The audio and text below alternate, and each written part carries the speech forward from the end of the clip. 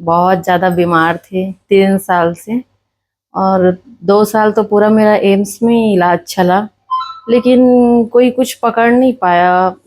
सब जगह से हार ही मिला और बहुत जगह और घूमे, ये सब, पर किसी को कोई कुछ समझ में नहीं आया। और बस अंदर से ऐसा लगता था कि बस अब नहीं बचूंगी। बिल्कुल हार सी गई थी मैं।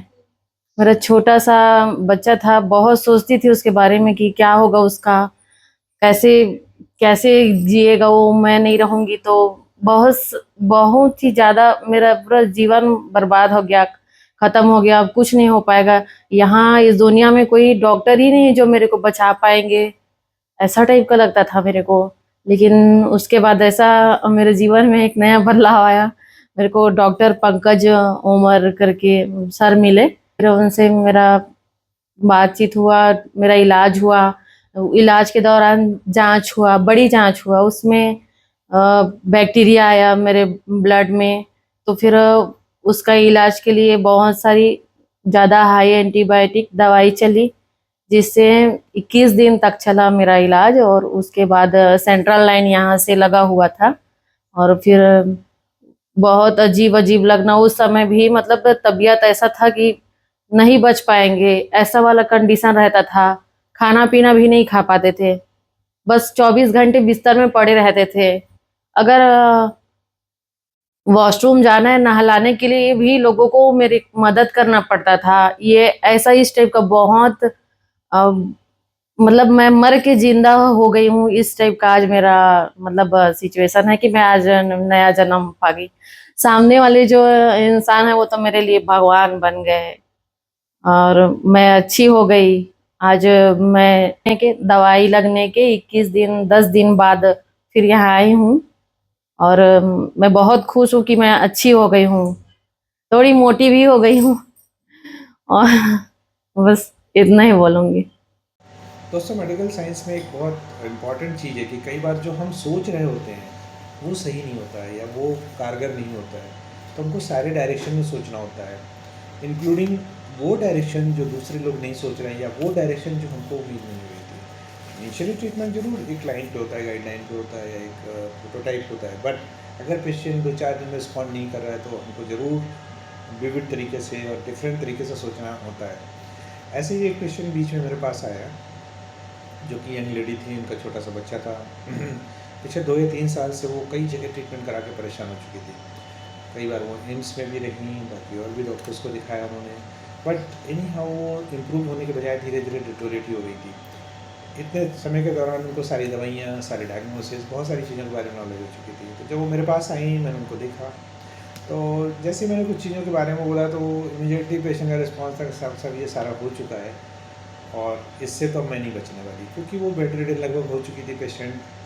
उसको सहारे की ज़रूरत पड़ती थी, पूरे शरीर में पेन होता था, खाना पीना खा नहीं पा रही थी, बहुत सारे प्रॉब्लम स्टार्ट हो चुकी थी एंड ग्रेजुअली वो द पीरियड डाउन होती चली जा रही थी। अब मेरी बारी थी कि मैं सोचूं कि कुछ तो डिफरेंट है। चूँकि पेशेंट पेन लेके आ रहा था, उसके अलावा उसको बहुत सारे और भी कॉन्स्टिट्यूशनल सिम्टम्स थे। ब्लड इन्वेस्टिगेशंस में कुछ कुछ चेंजेस थे, बट ऐसे बहुत सीवियर चेंजेस नहीं थे जो कि ये बोलें कि इसके में मैं इन्फेक्शन के बारे में सोचूँ। लेकिन चूँकि मैंने पहले भी ऐसे कुछ केस डील किए हुए हैं जहाँ की पेशेंट पेन लेके आता है और शरीर में बैक्टीरियल ग्रोथ होती है। तो इस बार अब मेरी बारी थी कि मैं इस बारे में सोचूं। मैंने पेशेंट से डिस्कस किया, उनका एक सैंपल कल्चर के लिए भेजा गया, एक उनका सैंपल पीसीआर के लिए भेजा, क्योंकि कल्चर पॉजिटिव भी आने के चांस थोड़े कम थे क्योंकि एंटीबायोटिक्स ऑलरेडी काफ़ी चल चुकी थी। पीसीआर सैंपल जैसा हम सोच रहे थे वैसे ही आया, उसमें क्लैप्सिला बैक्टीरिया पॉजिटिव आया जो कि एनडीएम पॉजिटिव था। बहुत ही रेजिस्टेंट काइंड ऑफ बैक्टीरिया था। पेशेंट से बात हुई, पेशेंट को बताया गया कि ऐसा ही करना पड़ेगा। थोड़ा रेजिस्टेंस के बाद पेशेंट रेडी हो गए। बारी ये थी कि अब उनको हॉस्पिटल में एडमिट 14 दिन परमानेंट कैसे करें, क्योंकि लंबा ट्रीटमेंट चलने वाला था। पेशेंट को घर पे किसी तरह व्यवस्था करी गई और सेंट्रल लाइट डाल के घर पे ही सारा मैनेज किया गया।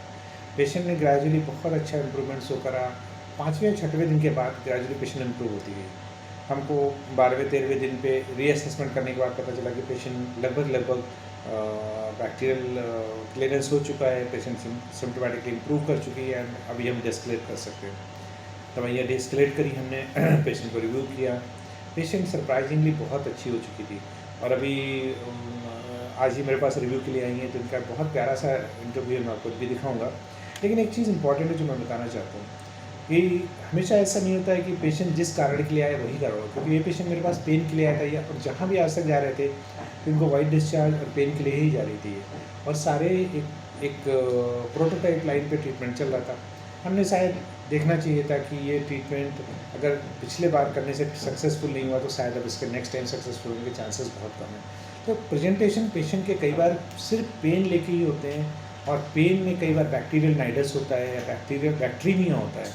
ये ऐसा मेरा कई पेशेंट ऐसे मैं देखता रहता हूँ जिनमें कि पेशेंट के पेन का कारण कुछ और ना हो के बैक्टीरिया होता है, और अनलेस अगर हम उस बैक्टीरिया को एड्रेस ना करें और सिर्फ पेन के लिए पेन किलर्स या बाकी ट्रीटमेंट करते रहेंगे तो पेशेंट कभी ठीक नहीं होने वाला होता है। और ग्रेजुअली डिटोर, चूँकि बैक्टीरिया बहुत डिफिकल्ट टू ट्रीट होते हैं, ग्रेजुअली पेशेंट में हैव एनी सीरियस कॉम्प्लिकेशंस।